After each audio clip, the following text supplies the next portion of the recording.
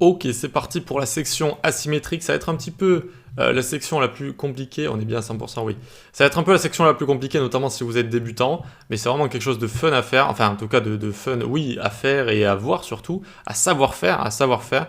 Ça va vraiment vous démarquer si vous faites des petites créations comme ça, asymétriques ou autre chose. Hein, ou autre chose. Il y a plein de choses à faire. Il y a plein de petites techniques différentes.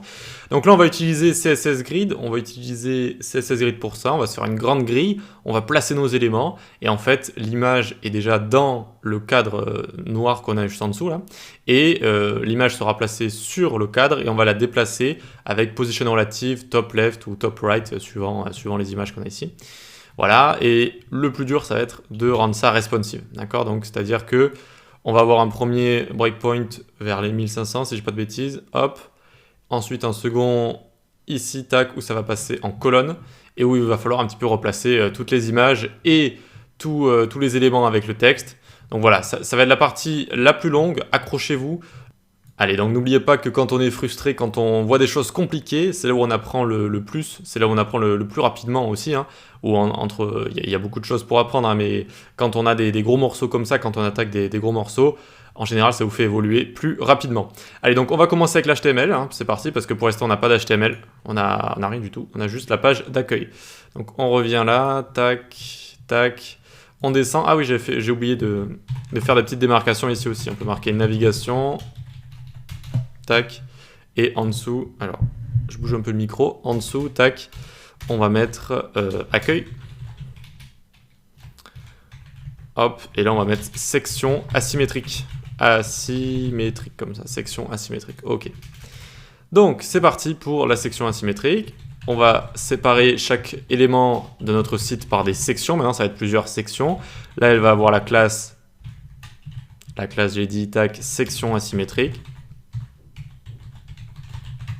Et l'ID va être asym, comme asymétrique, pour que notamment les boutons, eh bien, ils aillent directement à asym quand on clique dessus. Voilà. On ouvre cette section et on va commencer par un H2. Voilà. Ici, que faire à Kyoto? Donc, cette section va servir à montrer des choses qu'on peut faire, des visites culturelles, etc., etc. Donc, à chaque fois, il va y avoir des blocs. Donc, bloc 1 pour commencer. Bloc 1 ici. Dans ce bloc 1, il y aura un H3. On va écrire ici visiter des temples. S'il y a beaucoup de temples. Hop, ensuite on va mettre un paragraphe avec un lorem 50 ici. Lorem 50, très bien. On va mettre un button avec la classe btn block left. Hop, on peut mettre un type est égal button ici. Et on peut écrire en savoir plus ici directement, en savoir plus, ok. Ensuite, en dessous, on va avoir une image, donc on reste dans le bloc, et on va avoir notre image du coup, image, hop, ici directement, ressources, / Kyoto temple, et si on peut marquer couloir d'un temple de Kyoto. Ici directement, ok. Donc on vient là voir ce que ça donne, on a l'image qui apparaît en grand ici, c'est normal, et on a le texte qui est juste ici. Donc ça va représenter un bloc ici, d'accord, ça va représenter un bloc, donc un bloc avec le texte et avec notre image qui est juste ici.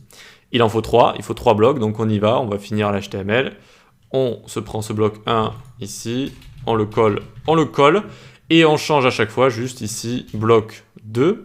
Ensuite, on va changer l'URL. Ici, ça va être Château Kyoto. Alors, il est où? Il est ici. Tac. châteaukyoto.jpg. Et ici, on peut mettre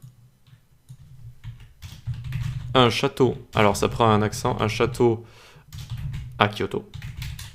À Kyoto ici. Le bouton ici, on va pas lui donner de classe. D'accord? Vu que ici, on lui a donné la classe btn block left. C'est le bouton en fait qu'on va partager aux blocs qui sont à gauche, d'accord. Donc le premier et le troisième, ils vont être à gauche, et celui-là, il va être à droite, d'accord. Donc on lui met pas cette classe-là, on ira le cibler directement. Ok, et maintenant le troisième bloc, on lui met bloc 3 ici, donc btn left, on lui laisse ici, et il va falloir juste changer ça, on va mettre geisha.jpg. Je crois que ça s'appelle des geishas, des femmes comme ça qui sont habillées, maquillées d'une certaine façon, et ici, une geisha. Voilà, une geisha. Et donc, tac, c'est ce que je voulais vous parler des boutons en fait. Vous voyez que là, ils sont à gauche. C'est-à-dire qu'on a un bloc à gauche, un bloc à droite, un bloc à gauche. Et du coup, vu que ça va être exactement la même chose à gauche, eh bien, on met la même classe au lieu de créer deux classes différentes en fait, pour éviter de surcharger le code. Et voilà. Et voilà. Donc ça, c'est la geisha, ça, c'est le château, ça, c'est le temple. Et donc pour l'instant, on a toutes les images qui sont en grande ici. On va pouvoir créer notre grille et créer notre design dans la prochaine vidéo.